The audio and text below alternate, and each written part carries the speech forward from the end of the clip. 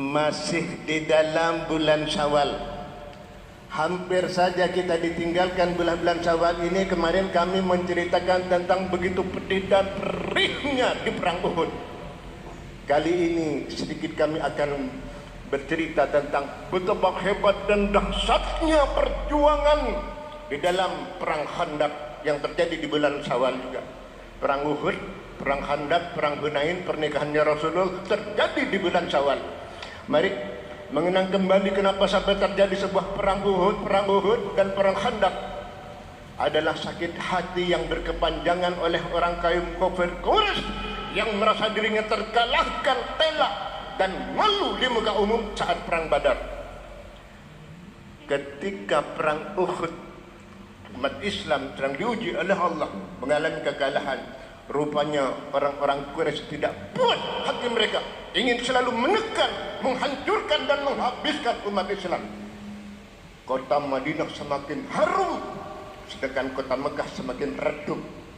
Pamor kota Madinah semakin naik, sedangkan kota Mekah sudah mulai suram. Disinilah karena Bani Nadir, panjang ceritanya Pak, anggaplah Nadir ya. Karena Bani Nadir ini mengingkar sebuah perjanjian yang dibuat bersama, yaitu perjanjian Madinah. Di situ ada kesepakatan bersama untuk saling bekerja sama, tidak mengganggu menjalankan ibadahnya semua. Bani Nadir mengganggunya. Suatu ketika Rasulullah diundang untuk hadir. Kemudian apa? Niatan Bani Nadir orang Yahudi ini hendak membunuh Rasulullah, yaitu dengan membuat sebuah batu yang besar digantung di atas. Ketika Rasulullah duduk di situ akan dijatuhkan di atas dan pasti hancur. Tapi Allah mempunyai kehendak lain untuk menyelamatkan Rasulullah melalui malaikat Jibril. Jibril kepada ke Muhammad, wah orang mati nur. Datanglah malaikat Jibril berbisik di telinganya Rasulullah, ya Rasulullah, hati-hati, Anda mau dibunuh. Lihat di atas ada bungkusan besar. Kalau benih perkataan, kekerjaan. Pulang Rasulullah. Oh, begitu niatan busuk dari kaum Yahudi Bani Nadir ini. Kemudian Rasulullah mengambil tindakan tegas. Diusirlah, diberi waktu 10 hari. Kalau tidak meninggalkan tempat ini akan diperangi. Ada lagi Pak, ini tidak kunjung padan. Yang namanya Ubaidillah, Abdullah bin Ubay, tokoh munafik yang pernah membawa pulang 300 pasukan ketika perang Uhud, menusuk dari belakang. La jaburban, ngucap ke Bani Nadir, la jaburja. Datang dia, Ubaidillah munafik Islam Pak, munafik ini. La jaburja, dia lah tenang. Tolong Nabi kawan, Bani Quraisy itu akan segerakan untuk membantumu dan saya siap membawa logistik dalam peperangan kalau Rasulullah menjadi menyerangmu. Wah, menusuk dari dalam nih, menggunting dalam lipatan. Ini yang paling bahaya orang munafik seperti Allah Sallallahu Muhammad. Ketika mulai dikepung oleh pasukan Rasulullah, mereka mulai memanahkan semua. Apa? Manubai ada datang, Kereman ada, Bani Quraisy ada, semua adalah janji belaka. Inilah orang munafik yang sengaja.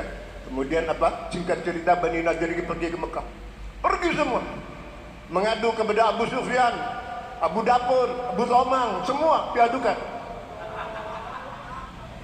Lo ngobolo, oh disangka Pak serang ini. Kemudian Abu Sufyan ini bersama semua jajaran kafir Quraisy, orang-orang Yahudi menyusut kekuatan untuk menyerang kota Madinah. 10.000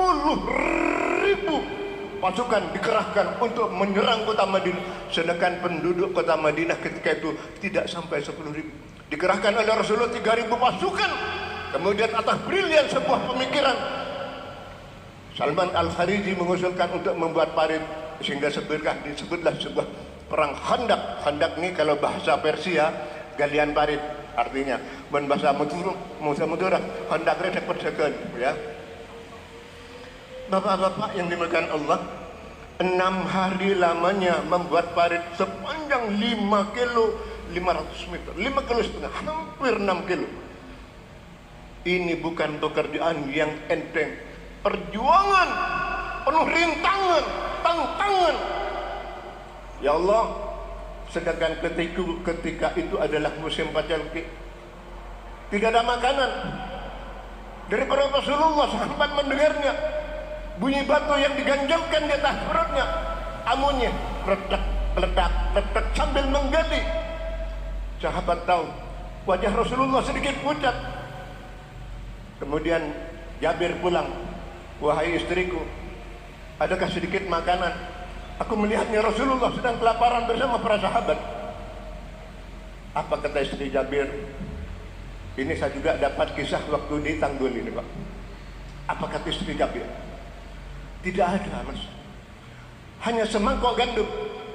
Ada di belakang satu kambing kurus sekali. Dari kurusnya sampai tak kuat jalan.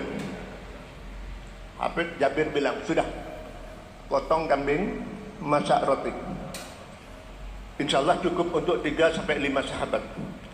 Disampaikanlah kepada Rasulullah, wahai Rasulullah, istriku punya sedikit makanan, bisa Rasulullah ajak 3 sampai 5 orang saja, insya Allah cukup.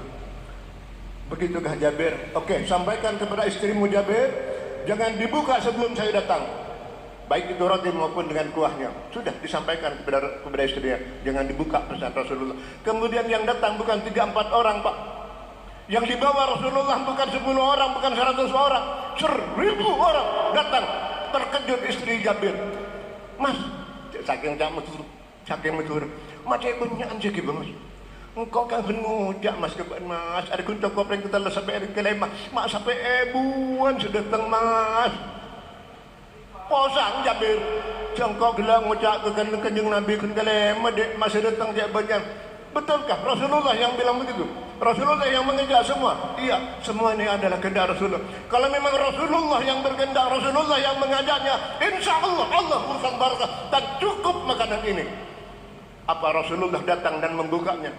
Rasulullah menyiduknya, diberikan kepada para sahabat, semua yang berdua 1000 orang, semua sampai kenyang, tidak ada yang lapar. Makanan tidak habis satu kuali itu. Allahu Akbar. Ini adalah sebuah mukjizat Rasulullah yang Allah berikan sehingga semua tidak ada yang kelaparan. Yang terakhir, wahai Jabir, wahai istrinya, silahkan kau makan utuh, belum seperti tidak luang apa-apa, tidak luang. Ini kalau Allah berkehendak.